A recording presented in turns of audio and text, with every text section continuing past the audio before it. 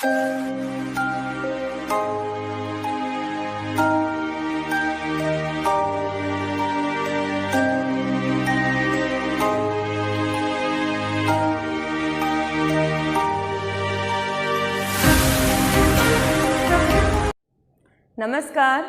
मैं संतोष चौधरी एवीएम की online class में।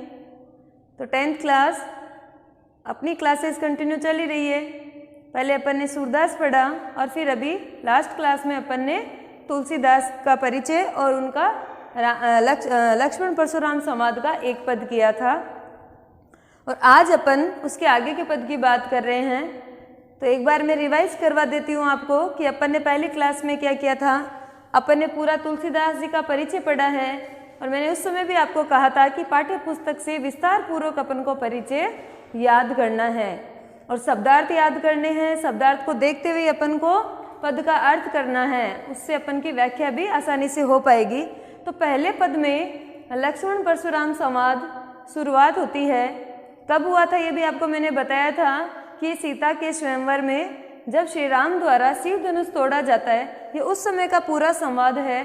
और जैसे ही उस वाक्यांश का इनको परशुराम जी को पता चलता है तो वो क्रोधित होकर वहाँ आते हैं और वो पूछते हैं कि ऐसा दुस्साहस किसने किया शिव धनुष तोड़ने का। तो श्री राम बड़े ही विनयशीलता से उनके समक्ष खड़े होकर पूछते हैं कि ऐसा करने वाला कोई आपका ही सेवक है। तो उनको और गुस्सा आता है कि सेवक तो वो होता है जो सेवा करता है, ऐसा कार्य करने वाला तो शत्रु ही होता है और शत्रु हमेशा क्या है, लड़ाई चाहता है। तो उस समय वो कहते हैं कि आपकी क्या आज्ञा, आप मुझे वो बता दीजिए। और उसी समय फिर लक्ष्मण और परशुराम का संवाद की शुरुआत होती है। लक्ष्मण मुस्कुराते हुए और परशुराम जी का अपमान करते हुए कहते हैं कि ऐसे छोटे धनुष तो हमने कई तोड़े हैं, तो आपको इस पर इतना क्रोध क्यों आ रहा है। तो फिर वो कहते हैं कि ये कोई मामूली ये धनुष नहीं था, छोटे धनुष और इस धनुष में बहुत ही बड़ा फर्क है। हे मूर्ख बालक, तू क्यों नहीं समझ रहा है कि ये तो शिव धनुष है और इसको तोड़ना मेरे लिए महापाप है। जिसने भी ये तोड़ा है वो इस सभा से अलग आके खड़ा हो जाए, वरना ये इस सभा में जितने राजा महाराजा बैठे हैं वो सब के सब क्या है, मारे जाएंगे। इस प्रकार का अपना संवाद उसमें पहले पद में चलता है। उसी के आगे का देखिए फिर क्या कहते हैं। लक्ष्मण और परशुराम के बीच ही संवाद चल रहा है। तो सर्वप्रथम दूसरे पद के मैं आपको शब्दार्थ बता देती हूँ। तो देखिए बच्चों, लखन यहाँ लक्ष्मण के लिए आया है। अपन ध्यान देंगे, वैसे पाठ्य पुस्तक में भी दिया हुआ है। लक्ष्मण कहा मतलब कहना, हंसी मतलब मुस्कुराना, मधुर मुस्कान या कोमल मुस्कान की बात हो रही है यहाँ। फिर देखो, हमरे जाना मतलब जानना, सुनहु सुना या सुनना, ये सुनी हुई जो बात होती है उसकी बात है। देव सब धनुष समाना, समाना मतलब एक समान, ठीक है। तो यहाँ लक्ष्मण बड़े मधुर मुस्कान मुस्कुराते हुए परशुराम जी से कहते हैं कि हे देव, हे ऋषि मुनि, हमने तो आज तक यही सुना है कि सारे धनुष क्या है, एक समान है, एक जैसे हैं। बात आई क्या ध्यान में आपको कि लक्ष्मण कहा हंसी हमरे जाना, कि परशुराम जी की तरफ कोमल मधुर मुस्कान के साथ उनको कहते हैं बड़ी विनम्रता से कि हमने तो आज तक यही सुना है कि सारे धनुष क्या है, एक जैसे ही है, एक समान है। फिर देखिए का क्षति, क्षति मतलब हानि की बात हो रही है यहाँ। भाई किस प्रकार की हानि हुई है। लाभु लाभ हो गया यहाँ। जून ये हो गया पुराना। धनु तोरे, तोरे मतलब तोड़ना। ध्यान देना आप, धनु या धनुष की बात हो रही है कि का क्षति लाभु जून धनु तोरे। वो परशुराम जी से कहते हैं लक्ष्मण कि इस पुराने धनुष को तोड़ने से आपको क्या लाभ हानि हो गई है। भाई जैसे ही हमने तो यही सुना है कि जितने भी धनुष है वो क्या है, सारे एक समान हैं।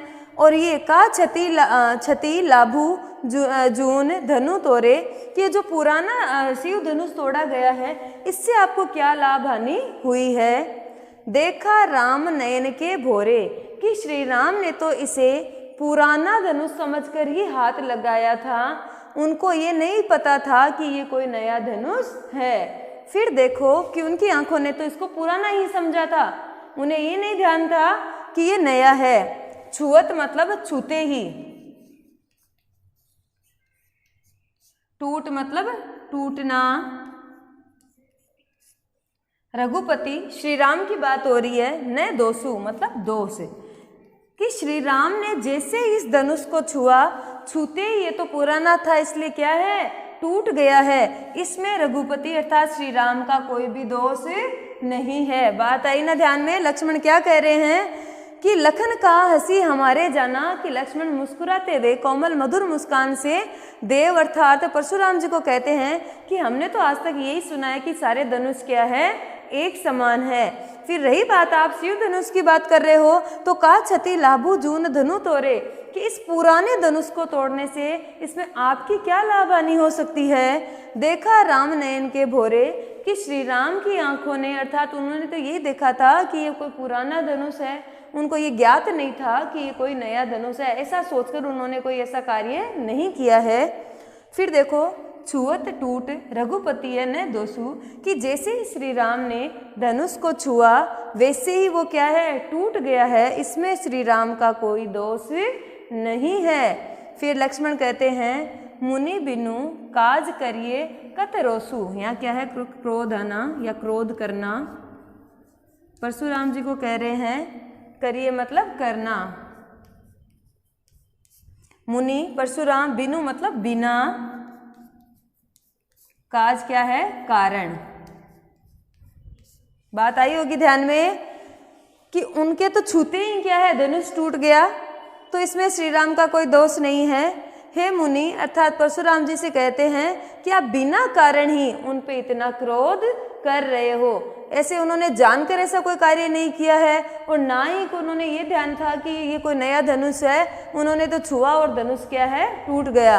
तो आप बिना कारण इन पे इतना क्रोध क्यों कर रहे हो। बात आई ध्यान में। तीनों पंक्तियों का अर्थ ध्यान में आया ना, शब्दार्थ देखते रहना। फिर देखो बोले चितई मतलब देख कर,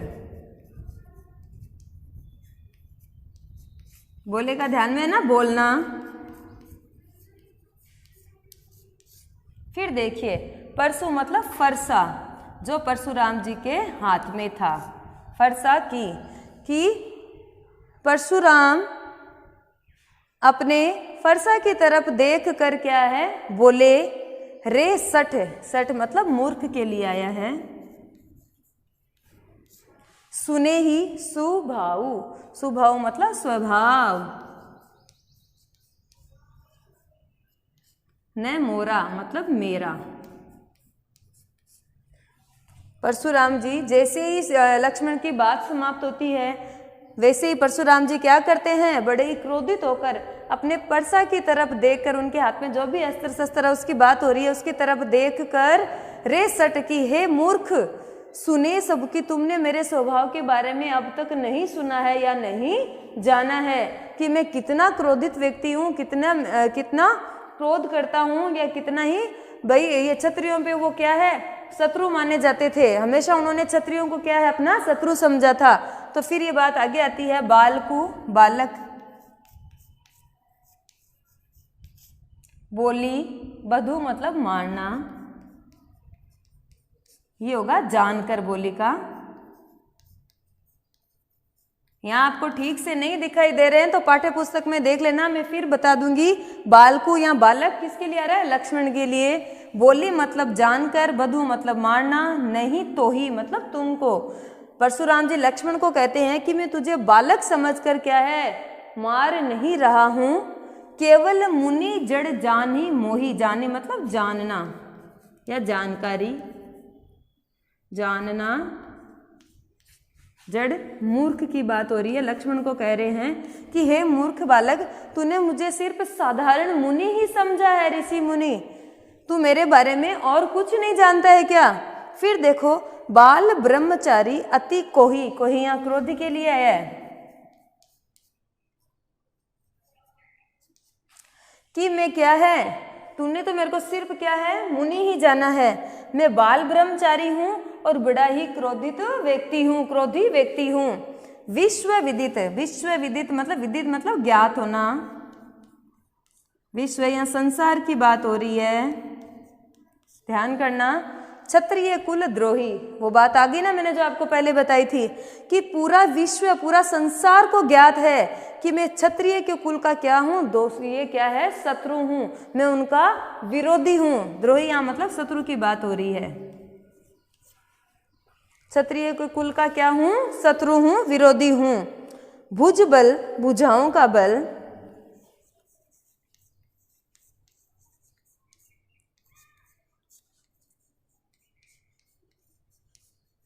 ठीक है। भूमि, भूप या राजा, क्षत्रिय राजाओं की बात हो रही है। बिनु मतलब विहीन या रहित समझ लीजिए आप यहाँ, किन्हीं कि मैंने अपनी भुजाओं के बल पर इस भूमि को अनेक बार क्या किया है, क्षत्रिय राजाओं से रहित कर दिया है। बात आई ना ध्यान में कि मेरे पास इतनी शक्ति है, इतना बल है कि मैंने अपनी भुजाओं के बल पर इस संपूर्ण भूमि को, ये क्या है, राजाओं के, क्षत्रिय राजाओं से रहित कर दिया है। विपुल बार मतलब अनेक बार, विपुल का क्या लिखोगे, अनेक। ध्यान आएगा ना कि अनेक बार। मही देवना मतलब ब्राह्मण, ब्राह्मण। दिनी मतलब देना। क्या कह रहे हैं यहाँ परशुराम जी लक्ष्मण को कि भुज बल भूमि भूप बिनु किन्हीं, कि मैंने अपनी भुजाओं के बल पर अनेक बार संपूर्ण भूमि को क्षत्रिय राजाओं से रहित क्या है, कर दिया है। विपुल बार कि मैंने अनेक बार इनसे संपूर्ण भूमि को जीतकर ब्राह्मणों को क्या है, दान में दी है। बात आई ना ध्यान में कि मैं हमेशा से क्षत्रियों के कुल का क्या है, विरोधी रहा हूँ, शत्रु रहा हूँ। ये बात संपूर्ण संसार जानता है और इसके चलते मैंने अनेक बार क्षत्रिय राजाओं को अपनी भुजाओं के बल पे क्या है, पराजित किया है और उनसे इस भूमि को अनेक बार क्या है, ब्राह्मणों को दान में मैंने दी है। ये बात परशुराम जी कह रहे हैं। फिर देखो सहस बाहु, सहस्त्र बाहु, भुज छद्म निहारा, कि मेरा जो परसा है वो क्या है, सहस्त्र बाहु की भुजाओं को काटने वाला है। बात आई ना ध्यान में, काटने वाला है। परशु बिलो को महिप कुमारा मतलब राजा का पुत्र या राजकुमार,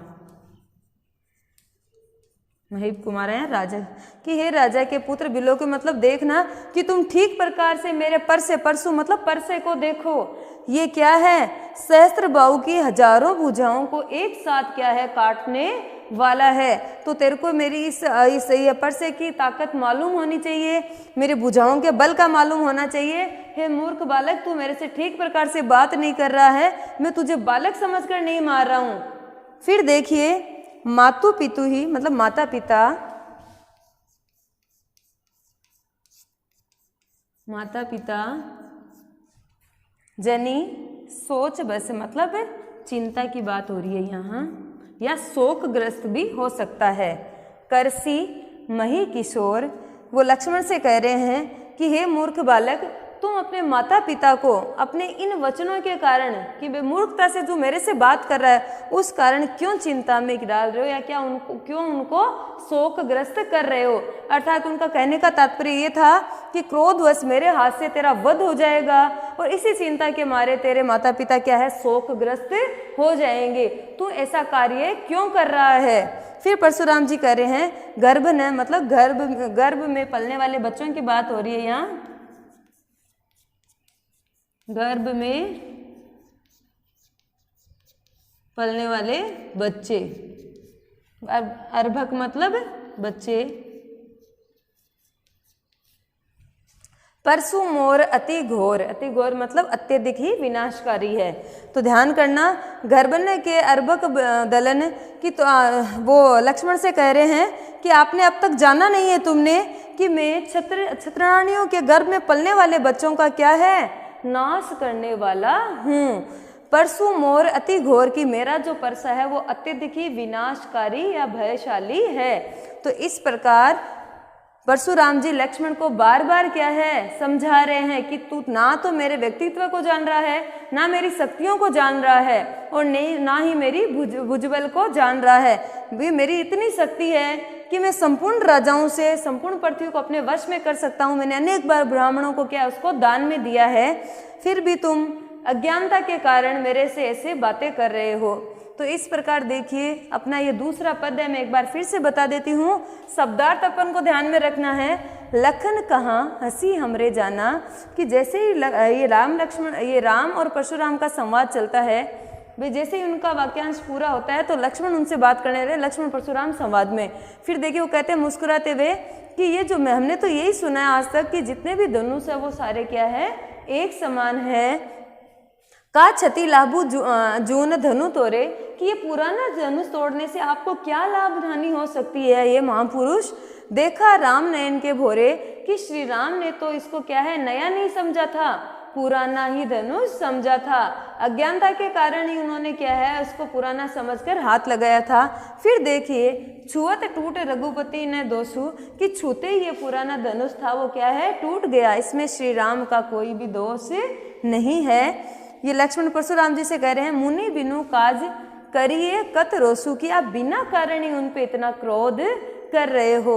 इतनी बात जैसे ही लक्ष्मण की क्या है समाप्त होती है तो परशुराम और ज्यादा क्रोधित हो जाते हैं और अपने बारे में उनको बताते हैं कि बोले चितई परशु की ओरा, कि वो अपने परसे की तरफ देखकर बोलते हैं, क्रोधित होकर परसे की तरफ देखते हैं। रे सट सुने ही स्वभाव न मोरा, कि हे मूर्ख बालक तूने अब तक मेरे स्वभाव के बारे में नहीं जाना है। फिर देखिए बाल को बोली बधू नहीं तो ही, कि मैंने तो तुझे क्या है बालक समझकर क्या है छोड़ रखा है, बालक समझकर मैं तुझे मार नहीं रहा हूँ।